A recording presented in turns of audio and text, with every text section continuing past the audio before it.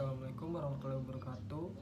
Perkenalkan, nama saya Alvito Abduljilardi, MPM 1921020012 dari Fakultas Syariah jurusan Hukum Tata Negara semester 8. Di sini saya akan menjelaskan tentang bangunan hukum Islam di Indonesia dari mata kuliah Filsafat Hukum Islam yang diampu oleh Bapak Hervin Yongki Pradipta MHI. Baiklah, lanjut ke materi. Divine Law dan Man-made Law sebagai teori hukum. Hukum Islam dikategorikan sebagai divine law karena aturan-aturan yang ada di dalamnya dibuat langsung oleh Tuhan untuk mengatur kehidupan manusia di dunia. Bila kita perhatikan pengertian di atas, betul-betul menempatkan hukum Islam sebagai entitas yang murni bersifat top down dan melepaskan aspek-aspek historis sosiologisnya.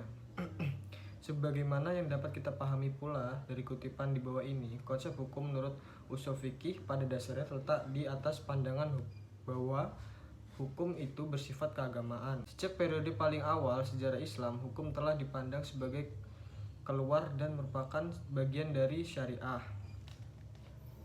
Bila kutipan di atas dikaitkan dengan politik, maka itulah yang disebut dengan nomokrasi negara Islam. Sifat nomokrasi negara Islam menunjukkan kepercayaan terhadap supremasi hukum suci yang menjadi sumber otoritas pemerintahan. Peraturan suci secara inherent memiliki karakter supranatural dan yang luar biasa supranatural and extraordinary karakter. Ikatan-ikatan penyatuan antara agama dan negara dan supremasi hukum suci berasal dari kehendak Tuhan secara bersama-sama menegaskan kembali kewajiban setiap hamba untuk taat kepadanya. Pada kenyataannya, hukum Islam merupakan perintah Tuhan dan karena bersifat mengikat sebagai sebuah cita-cita agama yang berbeda dengan dianggap sebagai fenomena sosial yang tunduk pada kebutuhan manusia dan nilai-nilai.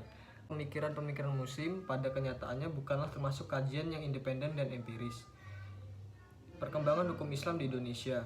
Pada bagian ini kita akan mendiskusikan relevansi epistemologi hukum Islam di Indonesia dengan pembangunan nasional. Namun sebelum kita lebih jauh membahas persoalan tersebut, terlebih dahulu sebaiknya mengetahui juga apa yang dimaksud dengan hukum nasional. Pembangunan hukum di Indonesia.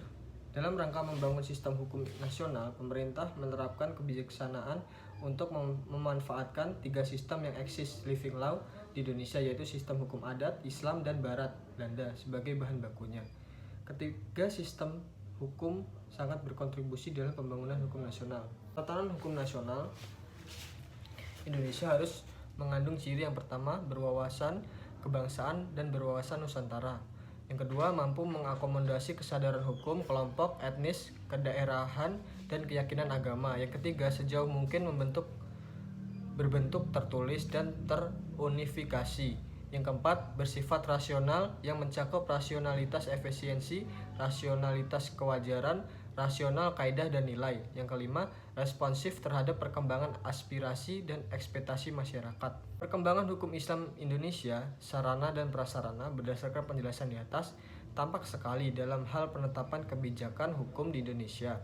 Pemerintah telah menjadikan hukum Islam sebagai bagian dari hukum nasional. Sebagai sebuah sistem hukum atau bagian dari sistem hukum, ia mempunyai teks tertulis dalam bidang-bidang yang dicakupnya, memiliki lembaga peradilan sesuai tingkatan-tingkatan yang diperlukan, dan mempunyai alat penegak hukum untuk menjalankannya. Sekian presentasi dari saya ucapkan terima kasih dan kepada Allah saya ucapkan mohon ampun. Bila ada kesalahan saya mohon maaf. Saya akhiri wabillahi taufiq wal hidayah. Wassalamualaikum warahmatullahi wabarakatuh.